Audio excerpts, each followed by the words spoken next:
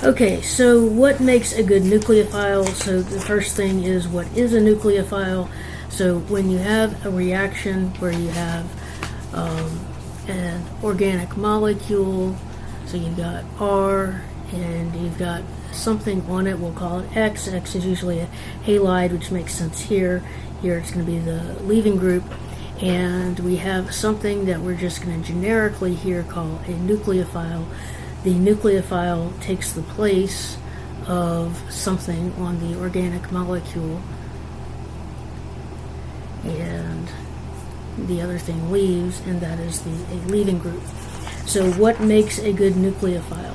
So what makes a good nucleophile is what it needs to either have a lone pair,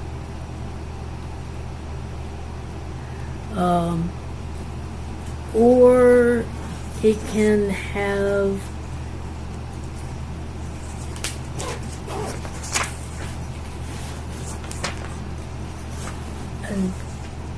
just a negative charge, but I mean, I think it would need to have a lone pair.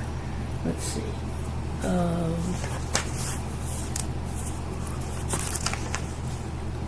They're usually electron rich, huh? Yeah, they're usually electron rich.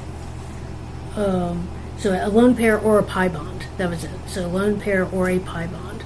So it needs to have something there where you've got this pair of electrons, because it is acting as a Lewis base.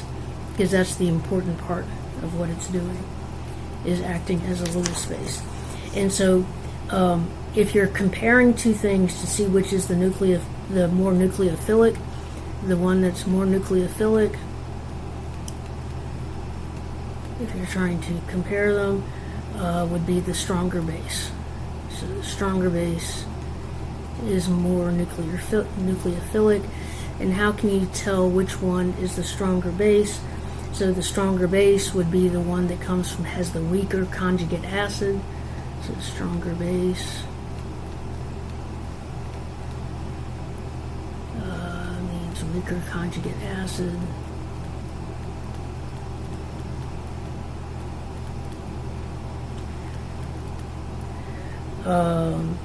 Negatively charged is always better. So negatively charged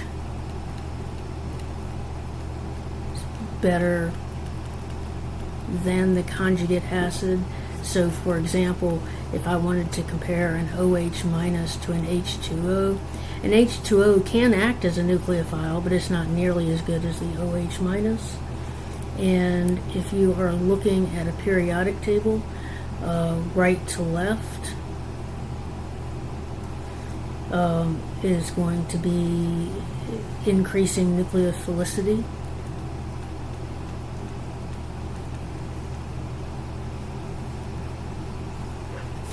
So for example, F minus is not as good a nucleophile as OH minus, which is not a good nucleophile as NH2 minus, which is not as good a nucleophile as CH3 minus, which would be an excellent nucleophile, and also a very strong base.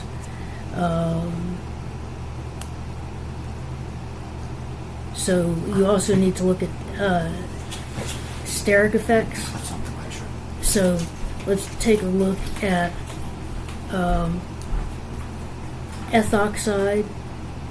So CH3, CH2, O minus, so that's ethoxide. And tert butoxide. Butoxide. So you have CH3, CH3, CH3, O minus. Both of these are very strong bases. This one is the stronger base, but this one is the better nucleophile. And it's a better nucleophile because of steric effects. So it's a better nucleophile because it can get in there, whereas the T-butoxide could not get in there. So even though it is a strong base, it is not a good nucleophile. So tartar butoxide is an example of a strong non-nucleophilic base. So that's, if you need a base that can't act as a nucleophile, that would be one. And let's see, the other thing that can be important, this is not about the nucleophile, but is that the solvent makes a difference. And so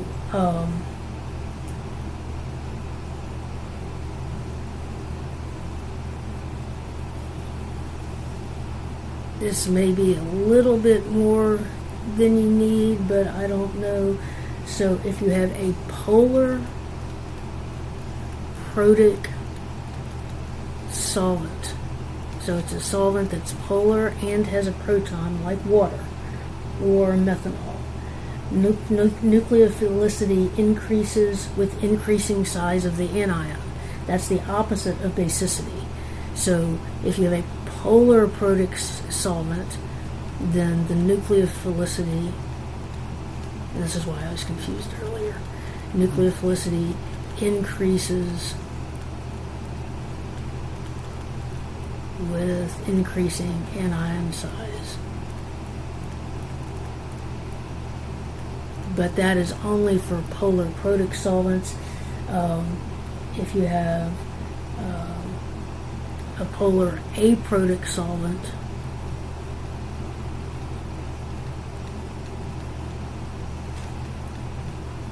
then it's going to go by what is the stronger base, which would be the smaller anion size.